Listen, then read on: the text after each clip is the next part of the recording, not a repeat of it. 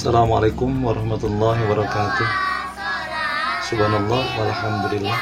Allahumma sholli wa sallim ala sayyidina Muhammad wa ala alihi wa sahbihi ajma'in, amma ba'd.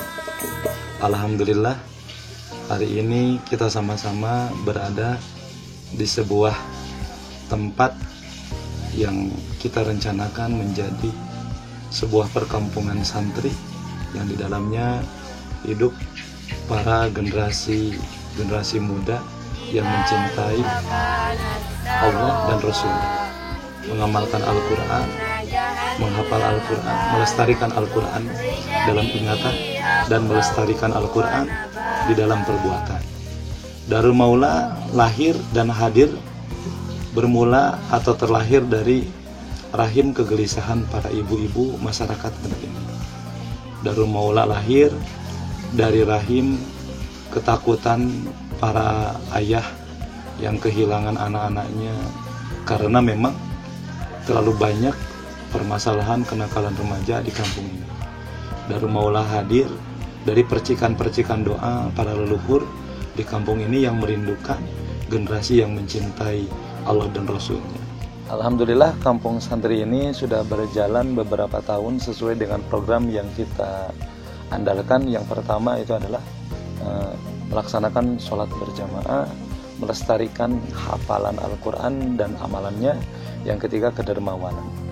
Kampung santri ini kita desain sebagai ruangan yang bisa digunakan sebagai pelayanan untuk umat.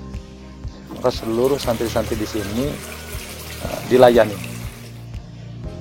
Maka pesantren ini terus berkembang dengan ciri khasnya karena lain ladang, lain belalang. Tujuannya hadir pesantren di sini juga itu adalah menjemput umat. Bahwa pesantren hadir datang di tengah-tengah umat ini untuk memfasilitasi segala keresahan masyarakat, untuk memfasilitasi segala kebingungan masyarakat, dan pesantren menjadi solusi. Hadirnya pesantren menjadi keberkahan untuk lingkungan, hadirnya pesantren menjadi solusi untuk umat, sehingga pesantren ini datang dan tumbuh dari naluri kearifan lokal. Kita pendekatannya. Maka jangan kaget kalau di sini anak-anak masih bermain layang-layang, anak-anak masih bermain keliling. Karena pesantren ini hadir tidak untuk merampas masa muda anak-anak, tidak untuk merampas kebahagiaan anak-anak santrinya. Tetapi pesantren ini hadir untuk memfasilitasi kebahagiaan mereka disambut dan kebahagiaan mereka diarahkan dalam perkara-perkara yang jauh lebih bermanfaat, yaitu dalam perkara agama. Nah, pesantren ini sengaja dibuat ini sebagai sebuah percontohan, kampung percontohan. Kelak suatu saat bahwa perkampungan-perkampungan seperti kampung santri Royokawi yang di dalamnya ada kehidupan santri, kehidupan sholat berjamaah, kehidupan kebaikan, dan aneka ragam amal kebaikan yang lainnya akan hadir di kampung-kampung yang lainnya. Sehingga mimpi kami bukan menarik orang Tasik datang ke sini, tapi menghadirkan pesantren-pesantren serupa di Tasik. Garut Kota datang ke tempat ini, tapi mimpi kita adalah menghadirkan konsep ini berada di Garut Kota. Sehingga muncullah pembenahan zakat, muncullah pembenahan donatur, muncullah pembenahan para ilmuwan yang ada di lingkungannya masing-masing. Zakat bisa dikelola oleh pengurus kampung-kampungnya dan diarahkan untuk mendidik anak-anaknya. Sehingga masa pendidikan anak ini terawat. Mereka mendapatkan pendidikan agama tetapi tidak perlu jauh dari orang tuanya. Sehingga mereka tetap bisa menikmati masa kecilnya, dapat perhatian agamanya, dan mendapatkan keberkahan terutama untuk kampungnya. Karena apabila masyarakat itu berada di lingkungan itu, apabila orang tuanya berada di lingkungan itu, semua anak bisa berkembang dengan penghormatan itu, maka inilah yang disebut target utama bahwa masjid-masjid ini akan penuh setiap waktu. Bagaimana masjid ini akan penuh kalau generasi mudanya pada keluar mencari ilmu di tempat yang lain, orang tuanya bekerja di tempat yang lain? Kenapa? Karena keberkahan tidak hadir di kampung itu. Nah, dengan menciptakan kampung-kampung seperti ini, maka keberkahan akan berada di kampung itu sendiri. Maka orang tuanya nanti akan Allah berikan rezekinya di kampungnya sendiri. anak-anaknya akan berada di kampungnya sendiri, sehingga nanti masjid akan penuh, keberkahan akan mengalir terus, maka Allah akan bukakan keberkahan di langit maupun di bumi. Untuk apa? Untuk orang-orang yang memang beriman dan betul-betul paham tentang konsep bagaimana pendidikan ini hadir untuk generasi yang akan datang, bahwa generasi ini harus hadir, harus lahir di kampungnya, mengenal agama di kampungnya, dan berani menegakkan dakwah di kampungnya sendiri.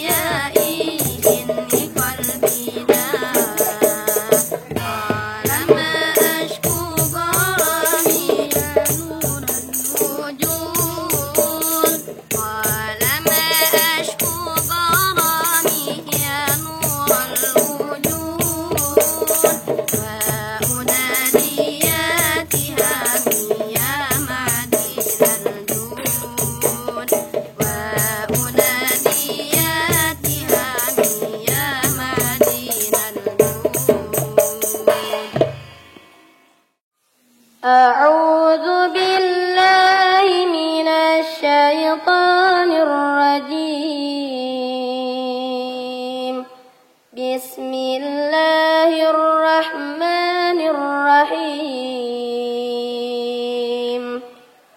Ya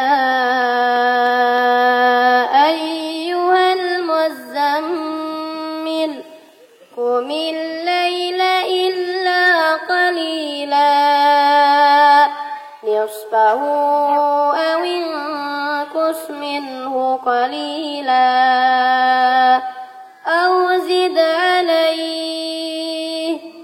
أو زد عليه ورتل القرآن ترتيلا إنا سنلقي عليك قولا ثقيلا إن ناشئة الليل هي أشد وطئا وأقوم قيلا إن لك في النهار سبحا طويلا واذكر اسم ربك وتبتل إليه تبتيلا رب المشرق والمغرب لا إله إلا هو فاتخذه وكيلا واصبر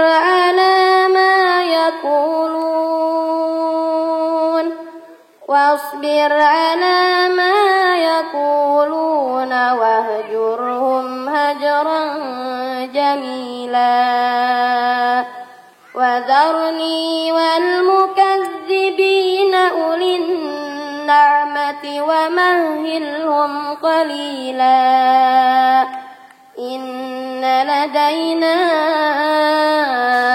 أنكالا وجحيما وطعاما ذا غصة وعذابا أليما يوم ترجف الأرض والجبال وكانت الجبال كثيبا مهيلا إنا أرسلنا إليكم رسولا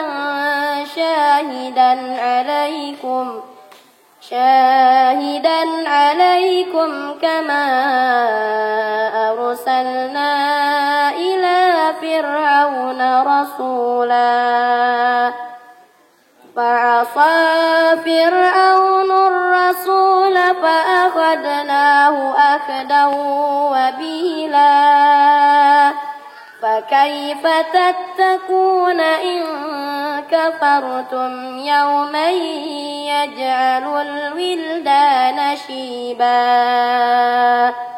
السماء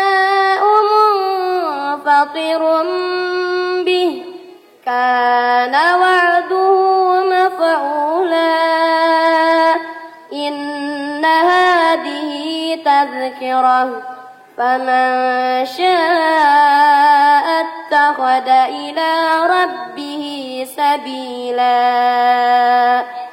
إن ربك يعلم أنك تقوم أدنى من ثلثي الليل ونصفه وثلثه وطائفة من الذين معك والله يقدر الليل والنهار علم أن لن تحصوه فتاب عليكم فاقرؤوا ما تيسر من القرآن علم أن سيكون منكم مرضى وآخرون يضربون في الأرض يبتغون من فضل الله وآخرون يقاتلون في سبيل الله فاقرؤوا ما تيسر منه وأقيموا الصلاة وآتوا الزكاة تقرضوا الله قرضا حسنا وما تقدموا لأنفسكم من خير تجدوه عند الله هو خيرا وأعظم أجرا واستغفروا الله إن الله غفور رحيم صدق الله العظيم